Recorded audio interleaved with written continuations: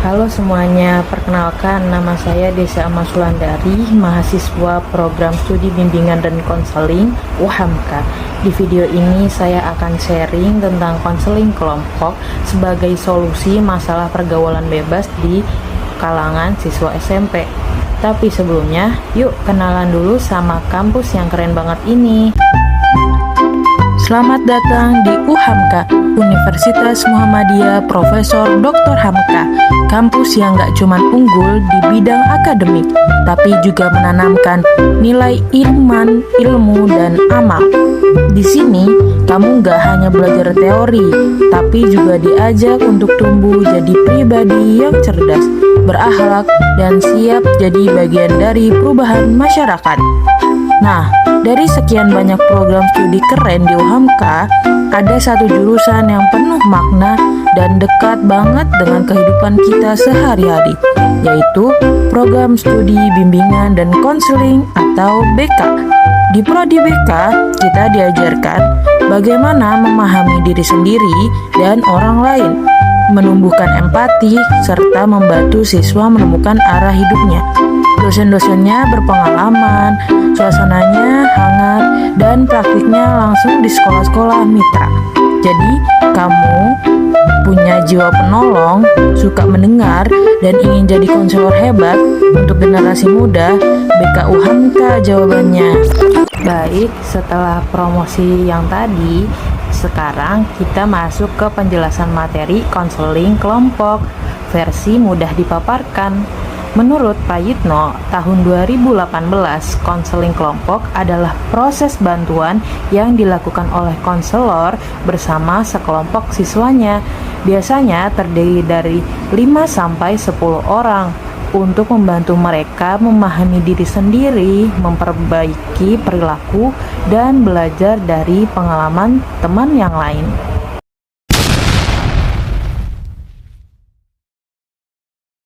Di dalam konseling kelompok, suasananya dibuat terbuka.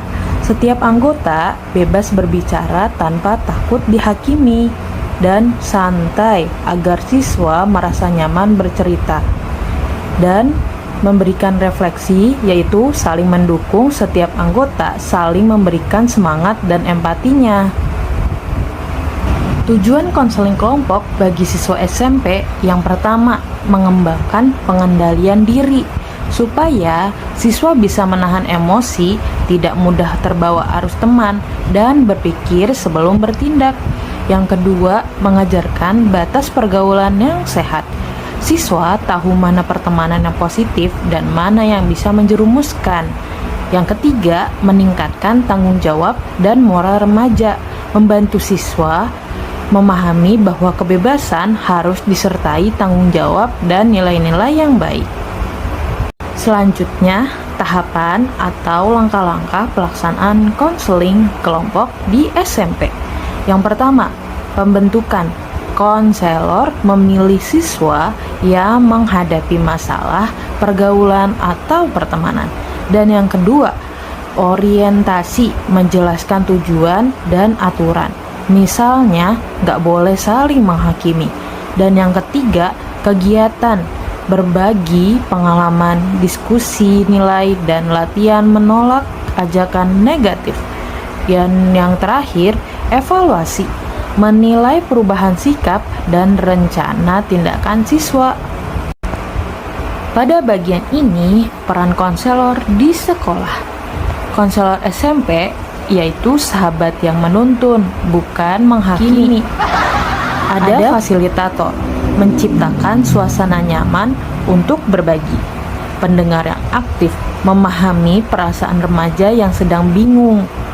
Pembimbingan moral, membantu siswa menilai benar atau salah dengan bijak. Motivator, menumbuhkan semangat belajar dan percaya diri siswa. Remaja SMP butuh didengar lebih dulu, baru diarahkan. Nah, sekarang aku bakal ngasih salah satu contoh kasus di sekolah SMP.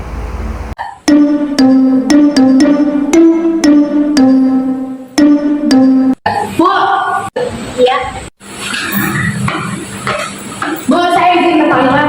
Oh, ke toilet berdua. Pintu Zara tuh lagi bersama aku, jadi saya minta tolong sama Maira.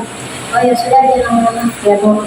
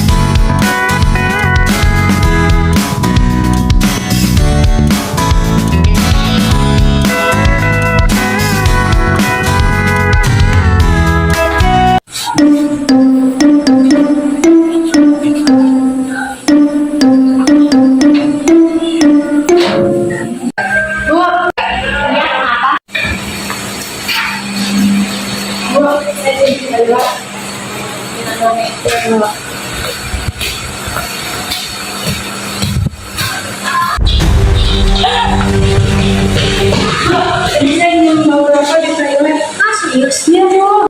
Coba ayo ke toilet.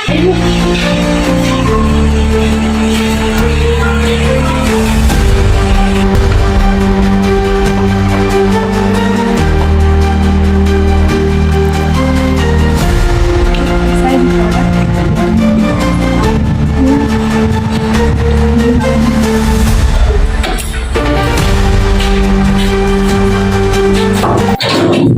Iya Bu, kenapa? Kamu kok ke toilet apa? Iya Bu, ini Maira nemenin saya BAB.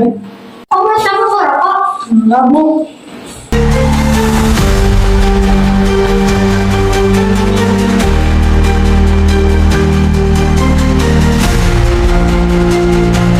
Itu tadi kamu ngerokok? Enggak Bu.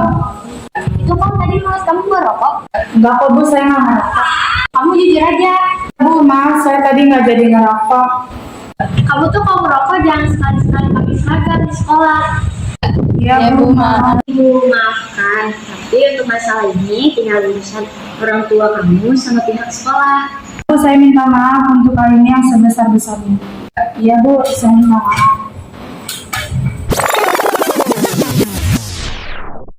Kalau kamu pernah nonton video tentang siswa SMP yang terjerat pergaulan bebas, kamu pasti pernah lihat pola yang mirip. Anak SMP yang kelihatan polos tiba-tiba terjebak dalam hubungan yang tidak sehat atau ikut-ikutan tren dewasa yang belum waktunya. Biasanya berawal dari hal sepele, chattingan biasa, curhat-curhatan, lalu intens, lalu jalan bareng tanpa pengawasan, sampai akhirnya masuk ke hubungan yang bikin orang tuanya shock. Iya, padahal PR matematika aja belum selesai, tapi udah sempat bikin drama romansa 12 episode. Kalau anak SMP bikin series, judulnya pasti Cinta yang Tersesat di Jam Pelajaran BK. Dalam banyak kasus, termasuk yang sering kita lihat di YouTube sebelumnya, penyebabnya juga mirip. Tekanannya bukan cuma karena pacar, tapi karena teman sebayanya. Temannya bilang, ayo ikut. Mereka ya ikut-ikut aja. Temannya bilang, biasa kok kayak gini. Mereka ya percaya. Dan HP jadi pintu utama yang bikin mereka gampang banget terpapar konten dewasa. Coba lihat deh, anak SMP sekarang malah lebih sering bilang kesayang ke orang yang baru kenal 3 hari daripada bilang terima kasih ke guru yang udah ngajarinnya 3 tahun. Nah, kalau kasus-kasus kayak di video itu dibiarkan, mereka bisa kehilangan arah. Makanya salah satu solusi yang benar dan efektif yaitu konseling kelompok. Konseling kelompok itu tempatnya aman buat mereka cerita, tempat di mana mereka bisa bilang, aku kebawa pergaulan bebas. Dan temannya yang lain, santai bro, aku juga pernah. Sini kita belajar bareng. Disinilah mereka belajar mengendalikan diri dan membedakan mana kasih sayang yang benar dan mana bujuk rayu yang musiman, dan belajar batas pergaulan yang sehat. Lewat konseling kelompok, siswa SMP tidak hanya diperbaiki, tapi dikuatkan. Mereka belajar ngomong enggak, belajar milih teman yang baik, dan belajar menjaga diri. Jadi kalau lihat kasus kayak di video di YouTube, Ingat, konseling kelompok bukan cuma solusi, tapi penyelamat masa depan remaja. Nah, dari konseling kelompok ini pasti ada problematika pelayanan bimbingan di sekolah. Seiring perkembangannya zaman, problematika siswa di sekolah semakin beragam juga. Makanya ada aspek yang melatar belakangi perlunya BK di sekolah. Bimbingan konseling ini merupakan bantuan yang diberikan kepada peserta didik, baik individu atau kelompok, agar peserta didik dapat mandiri, berkembang secara optimal dalam hubungan pribadi, sosial, belajar, dan karir, lewat berbagai jenis layanan dan kegiatan pendukung atas dasar norma-norma yang berlaku. Bimbingan dan konseling merupakan upaya sistematis, objektif, dan logis yang berkelanjutan serta berprogram yang dilakukan oleh konselor atau guru BK untuk memfasilitasi perkembangan peserta didik atau konseli. Sebutan konseli tertuang pada Permendiknas nomor 27 tahun 2008. Guru BK perlu memahami karakteristik peserta didik meliputi aspek fisik, kognitif, sosial, emosi, moral, dan religius, dan juga tugas perkembangan peserta didiknya dan teknik pemahaman individu. Kenapa BK perlu di sekolah? Kehadiran BK di sekolah itu perlu untuk apa? Untuk memahami psikologisnya siswa, masalahnya siswa, mengatasi masalahnya siswa, mengembangkan potensi siswa. Alur pelayanan konseling itu yang pertama dari peserta didik yang mempunyai masalah. Setelah itu identitas siswa dari guru mata pelajaran. Terus tindakan preventif dari guru wali kelas. Setelah itu baru memberikan layanan ke guru BK atau konselor. Sudah tahu kan seperti apa bimbingan kelompok itu? Baik, kalau kalian sudah tahu, konseling kelompok ini merupakan cara efektif bagi konselor sekolah untuk membantu siswa SMP memahami diri, mengendalikan perilaku, dan belajar hidup bermoral melalui proses diskusi bersama dalam suasana yang terbuka dan saling mendukung. Bagi siswa SMP yang sedang berada di masa pencarian jati diri, kegiatan ini sangat bermanfaat karena mereka bisa belajar dari pengalaman teman sebaya, menumbuhkan empati dan rasa tanggung jawab, serta memahami batas pergaulan yang sehat dan positif. Dalam konseling kelompok, remaja tidak hanya belajar menolak ajakan negatif, tetapi juga membangun karakter yang kuat, sopan, dan beretika. Inilah mengapa layanan konseling kelompok menjadi salah satu solusi paling penting dalam mencegah pergaulan bebas di kalangan SMP.